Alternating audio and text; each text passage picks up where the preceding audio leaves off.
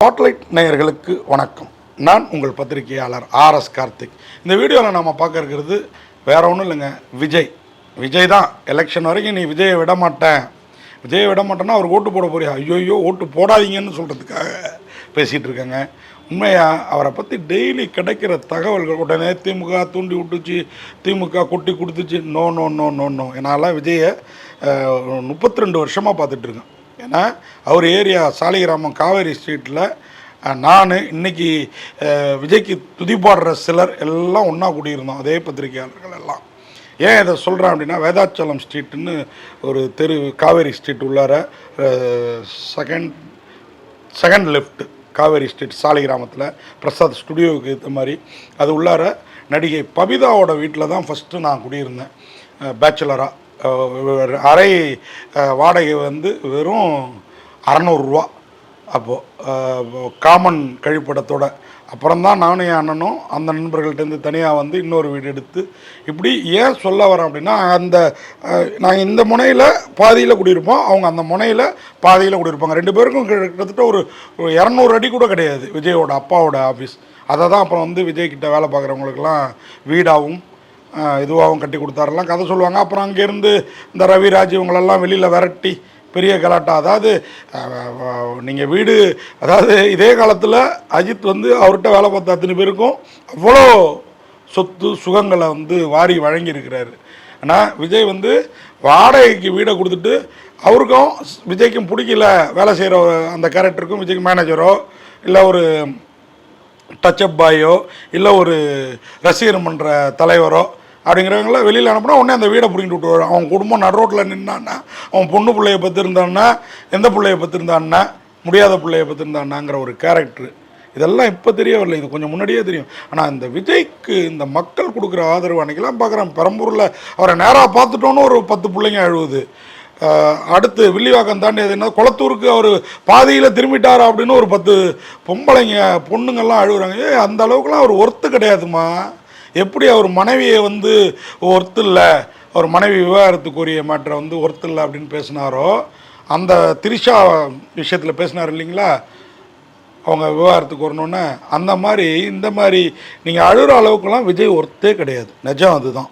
ஏன் சொல்கிறேன்னா, இப்போது ஒரு ரீசண்டாக அவருடைய உதவியாளர், அப்புறம் அவருடைய காரியதர்சியாக இருந்தவர், அவருக்கு மக்கள் தொடர்பாளராக இருந்தவர், இவங்களுடைய ஸ்பீச்செல்லாம் டெய்லி பல யூடியூப்பில் பார்த்துட்டு, இவ்வளோ கொடூரமாக நமக்கு தெரிஞ்சதை காட்டி இன்னும் நிறைய கதை இருக்குது.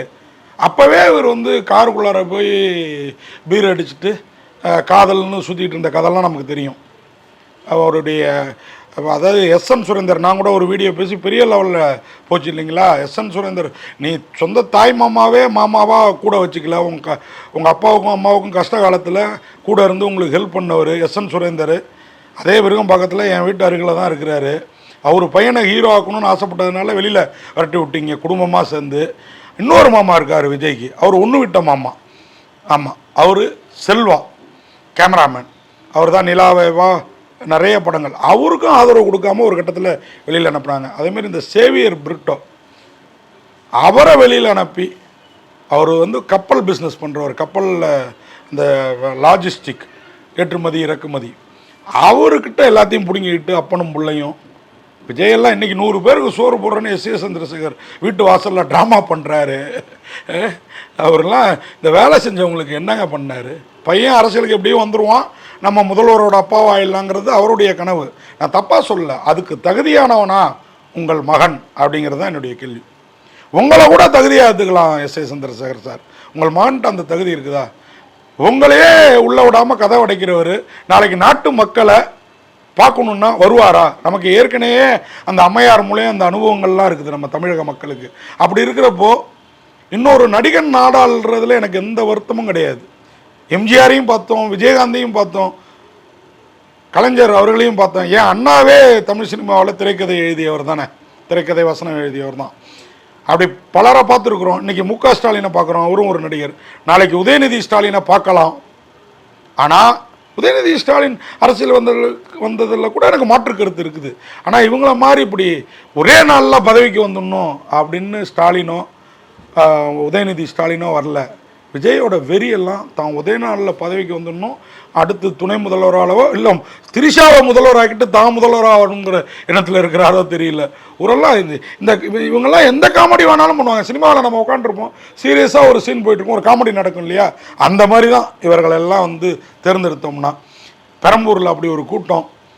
யார் யார் யார் உங்களுக்கு பிடிக்கலையா? நான் திருப்பி திருப்பி சொல்கிறது தான். இதோ நேத்தி காவலரே இல்லைன்னாரு நம்ம ஆதவ் அர்ஜுனா. இன்றைக்கி ஒரு காவலர் காரை ஏற்றி காலை முறிச்சு விட்டுருக்கிறாரு ஆதவ் அர்ஜுனா. அப்போ எத்தனை காவலர்கள் இருந்தால் ஒரு காரு போகிறப்போ ஒரு காவலரோட கால் சிக்கியிருக்கும். அப்போ எவ்வளோ பொய் பேசுகிறாங்க பாருங்கள். ஒரு கூட்டத்துக்கு காவலர் இல்லாமையாங்க தமிழக அரசு வந்து விட்டுரும். முந்தானேத்தி வரைக்கும் திமுக குடும்பத்தில் வாழ்ந்துட்டு இருந்தவன் தானேயா நீனு? எத்தனை படம் சன் டிவி குழுமத்துலேயும் ரெட் ஜெயண்ட்லேயும் நீ பண்ணியிருக்கிற. நீங்கள் பேசுகிறதெல்லாம் நியாயமாக ஒரு சின்ன யூகோ கிளாஸ். நீங்கள் ஏதோ ஒன்று கேட்டீங்க, அவங்க செஞ்சு கொடுக்கல, உடனே கட்சி ஆரம்பிச்சு கெட்ட கெட்ட வார்த்தை வருது. அவங்க இதெல்லாம் கீழ்ச்சிடலான்னு முடிவு பண்ணால் நீ இன்னைக்கு ஆளை துடிக்கிற ஆண்டுகிட்டு இருக்கிறவங்க விட்டுருவாங்களா? எவ்வளோ தப்பானது. உனக்கு ஆதவ அர்ஜுனா இன்னும் பணக்காரன் மட்டும்தான் உன் கட்சியில் சீட்டு வாங்கியிருக்கிறான். ஏதோ ஒன்றிய இடத்துல உன் டிரைவரோட மகனுக்கு சீட்டு கொடுத்து அதை கொடுத்தேன்னு கதை கிளப்பி விட்டுட்டுருக்காங்களோ கூட, அது கூட உண்மையான நிலையை பார்த்தா உன் டிரைவர்கிட்டேருந்து நீ காசு வாங்கியிருப்பேன். அப்படிப்பட்ட கேவலமான ஒரு கேரக்டர் தான். நான் வந்து உரிமையில் பேசக்கூடாதுன்னு நினைக்கிறேன். ஆனால் என்னை அறியாமல் வருது. ஏன்னா உங்களையெல்லாம் மக்கள் ஒன்ஸ் தேர்ந்தெடுத்துட்டாங்கன்னா உங்களெல்லாம் கையிலே பிடிக்க முடியாது. கையில் முதல்ல உங்களை பார்க்கவே முடியாது. அப்படிப்பட்ட கேரக்டர் தான் நீங்கள். சினிமாவில் இருக்கப்பவே அந்த உதவியாளர் சொல்கிறாரு, நான் ஒரு பேட்டியில் பார்க்குறேன், 1 மணி நேரம் அந்த பேட்டி, இரவு 11 மணிக்கு ஆரம்பித்து 12 மணிக்கு, நான் ஒரு 10 நிமிஷம் வீடியோவே பார்க்க மாட்டேன் நான். ஏன் நான் போடுற வீடியோவே சரியாக வந்திருக்கான்றத வேகமாக பார்த்துட்டு அதை விட்டு வெளியில் வர்ற ஆள் நான். ஆனால் 1 மணி நேரம் ஒரு வீடியோ உங்களை பற்றி உங்கள்கிட்ட உதவியாளர் அடித்தார் உதைத்தார், சாப்பாட்டில் மயிறு கடந்ததுன்னு, என்ன மயிறு நீனு அப்படின்னு கேட்க தோணுதில்லை நமக்கு. வீட்டிலையே சமைக்கிறாங்க விழுது, அதுக்குன்னு ஒருத்தனை காலால் எட்டி உதைப்பியா, ஓங்கி அரைவியா? அந்த உதவியாளர் என்ன சொல்கிறாரு, இவர் கூட இருந்தவங்க இவருக்கு என்ன நடக்குதுன்னே தெரியாது. உண்மை அதுதான். கேரவான்குள்ளார பூந்துட்டாருன்னா எந்த கதாநாயகிக்காவது அது இன்றைக்கி இருக்கிற அவங்களுக்கு ஃபோனை போட்டுட்டு உட்காந்துருக்க வேண்டியது. நிஜமா இல்லையா? இன்னும் போக போக உண்மைகள் உங்களை பற்றி உங்கள் கூட இருந்தவங்களே சொல்லுவாங்க அப்படின்றத நான் எதிர்பார்க்குறேன். அந்த கேமராமேன்ட்ட உதவியாளராக இருந்த ஒருத்தர் சொன்னது தான், அந்த செல்வா கிட்ட இருந்தவர் சொன்னதப்போ நான் விஜயை பற்றி அப்போ தகவல் கேள்விப்பட்டு பகீர்னு இருந்தது. இன்றைக்கி அதெல்லாம் நிதர்சனம் நிஜம் அப்படின்னு தெரிய வர்றப்போ இந்த ஆதவ அர்ஜுனா ஒரு ஒரு ஒரு எக்ஸாம்பிள் போதுங்க. காவலரே இல்லைன்றாரு நேத்தி மீட்டிங்கில் ஆதவ அர்ஜுனா 2 நாளைக்கு முன்னாடி. 2வது நாள் ஒரு காவலர் காலில் காரை ஏற்றி காலை முறிச்சிட்டதா வருது தகவல். அப்போ நீங்கள் எவ்வளோ பொய் சொல்கிறீங்க? இந்த அரசு மீது எவ்வளோ குற்றச்சாட்டு வைக்கிறீங்க? நமக்கு 1000 அதிருப்தி இருக்கலாம், பொய் சொல்லக்கூடாது இல்லையா? பொய் சொல்லி பதவிக்கு வந்து நீ என்ன பண்ண போகிறீங்க? தயவு செய்து இதெல்லாம் இன்னையோட நிறுத்திக்கங்க. நேர்மையான முறையில் வர முடியுமா பாருங்கள். அதே மாதிரி மக்களுக்கும் நான் சொல்கிறது, திமுக 5 வருஷம் ஆண்டுடுச்சா அதிமுகவை கொண்டு வாங்க. ஏன்னா புது திருடனை விட பழைய திருடர்கள் எவ்வளவோ பெட்ரு. ஏன்னா அவர் ஏற்கனவே இவங்கெல்லாம் சேர்த்து வச்சுட்டாங்க. இப்படி தான் சொல்லணும் நான். சரி, இவங்க 2 பேருமே பிடிக்கலையா? சீமான், செந்தமிழன் சீமானை கொண்டு ஒரு வாய்ப்பு கொடுத்து பாருங்களேன். இல்லை சசிகலா ராமதாஸ் கூட்டணி வச்சுருக்காங்க, அவங்களுக்கு வாய்ப்பு கொடுங்களேன். ராமதாஸ்லாம் எவ்வளோ நேர்மையான லீடராக இருந்தார். இன்றைக்கி பையனுக்கே பதவி கொடுக்க மனசு, கட்சியை கொடுக்க மனசு இல்லாமல் அவர் மேலே இருந்தோம். அதாவது ஒரு மனுஷன் வயசான காலத்தில் பிதற்றலாம், தன்னுடைய செய்கைகளில் மாற்றணும். விஜய் மாதிரி ஆட்கள் நாளைக்கே வயசானவங்க மாதிரி பிஹேவ் பண்ணுவாங்க. நீங்கள் அவரெல்லாம் நம்பி பதவி கொண்டு வந்தால் நாடு நல்லா இருக்காது.